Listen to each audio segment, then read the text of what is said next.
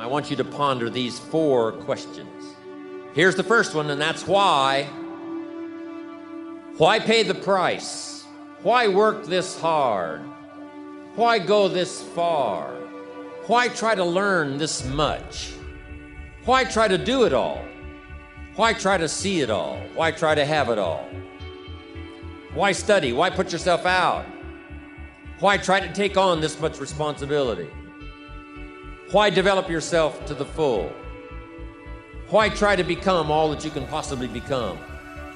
Why try to earn as much as you can earn, share as much as you can share, develop every skill you possibly can, see every human you possibly can, go to every class you possibly can, touch everybody you possibly can?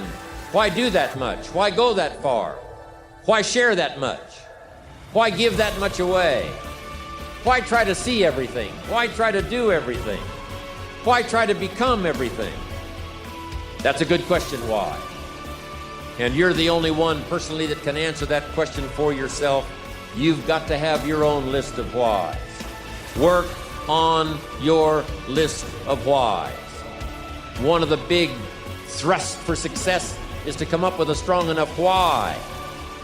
In leadership training, here's what we learn. If the why is powerful, the how is easy.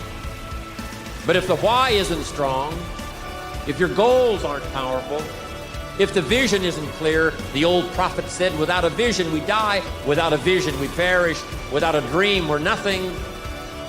From the movie The Professionals, it said, we joined because we believed. We stayed because we were committed. We left because we were disillusioned. But we came back because we were lost. Without a dream, we are nothing. I'm asking you to sit down with your family and develop a dream strategy.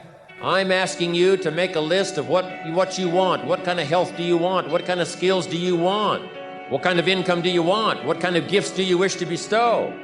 What kind of power would you like to have? What kind of influence would you like to have? I'm asking you to go home and work on the why. I'm asking you to have a vision. I am a believer that humans are a special creation. I don't ask other people to adopt my belief, but I simply am a believer that humans are unique among all life forms. And on spirituality, since I'm an amateur, here's the best I can tell you.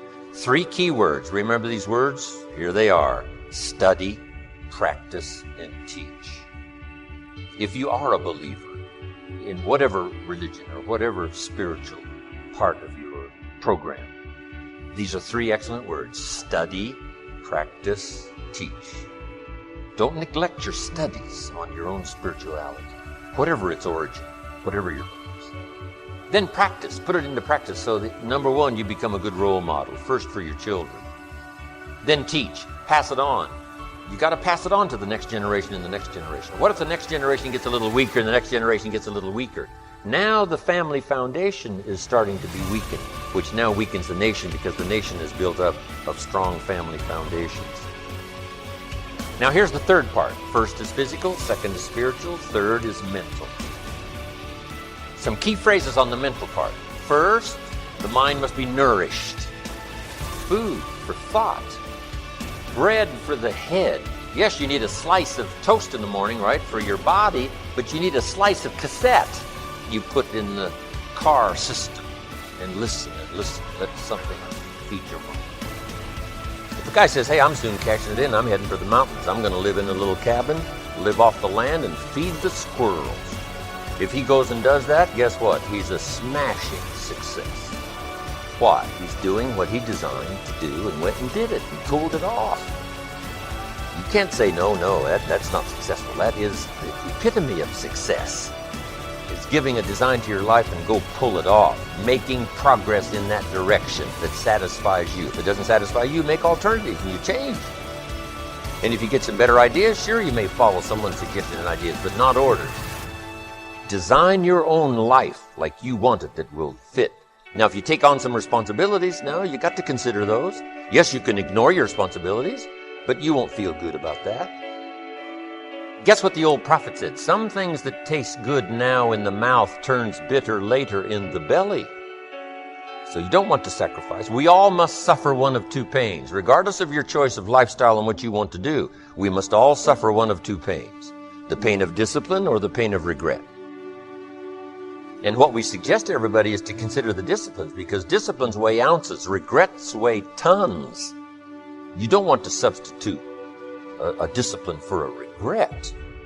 In our opinion, that would be a poor choice. Now, you can do it, but some things are poor trade-offs.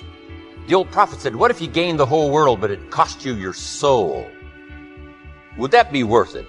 With a bit of intelligence, we say, no, that doesn't seem worth it. Even if you got the whole world, if you traded your soul, that experience would be so bitter and so awful and so devastating, it wouldn't be worth it. What if you got some gain by greed instead of legitimate ambition? I'm telling you, it might taste good up front, but it's going to turn bitter in the belly. And a bit of that advice saves some people from devastation. Say, well, you're right. I better think twice about that. So we must confront all laws, spiritual laws, agricultural laws, basic laws, fundamental laws. We must confront all of those. But you still now can design your own life. A little, a lot, go east, north, south. Don't put yourself in the straitjacket of something that's not to your choosing and not to your liking.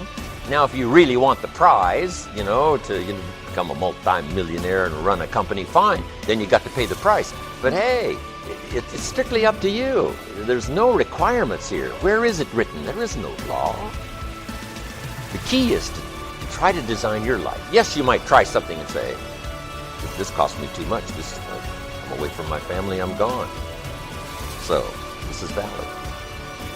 As long as that breath in your nostrils, boo, you still in the game. You still can win. Now get your butt up. I don't need you thinking about it no more. You're doing too much thinking. You're analyzing too much. You're talking yourself out of it. I don't know if this gonna work. I tried and it didn't work. I just need you to keep moving. I need you to make up in your mind that the only way you can lose is if you quit. And I just need you to keep going.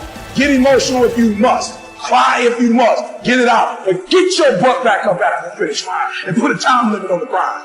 So those are the two kind of lessons of life. So this is what I'd like to do to help you with focus today. If you want to play with. Number one, let's take a look at what will give you the edge. Who's up for having a competitive edge in anything you do? Say I. And it's not BS and it's not positive thinking. It's something you can test, because the edge is what's going to get more out of you. Second, I'd like to show you how to create a breakthrough. Who here has an area of your life where there's something you've struggled with for a while, and you're sick of struggling with it, and you're sick of making excuses, and you want to actually change it today? Who's got one of those in your life? Say I. If you want to play full out, I can show you that. And the third element really affects the other two, and it's really the one that affects business and life, and that's the power of engagement. All of these are tied to engagement. You know what down feels like. But I want to encourage you to be stronger. And you tell people I used to be down, but not anymore. Now I'm wiser. My heart is healing. I'm better for it. It might have hurt, but now I know what love is. I know what it hurts. I know what success is. All I got to do is mount up once again, and I won't be denied this time. You can get motivated, my friend. But you got to learn how to motivate yourself.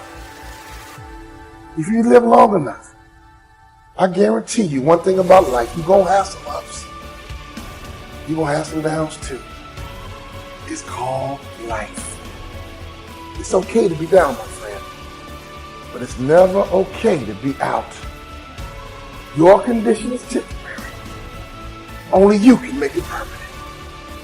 Down but not out. Down but not out. You might be down, but you're never out. Your condition is temporary and only you can make it permanent. I want you to make the declaration right now. I want you to make the announcement right now. I'm back. I'm thinking about two men who are fairly successful, similar background, educated. They worked for a corporation for many years, and they were among many people that were laid off. One went out looking for a job for several weeks along with the other one, and they faced disappointment and rejection again and again and again. They couldn't find any work, which is the story of many people across this country. One guy stopped. He became discouraged. He stopped going. He stayed home looking at television, became very argumentative and toxic with his wife, drinking beer, getting on the phone, talking to his other negative, unemployed friends, and he just gave up. The other guy kept looking for a job everywhere he could go. Every time he could get an opportunity, kept asking people, checking the newspapers every day, kept going everywhere he could, trying to find a job. He kept going, he kept going.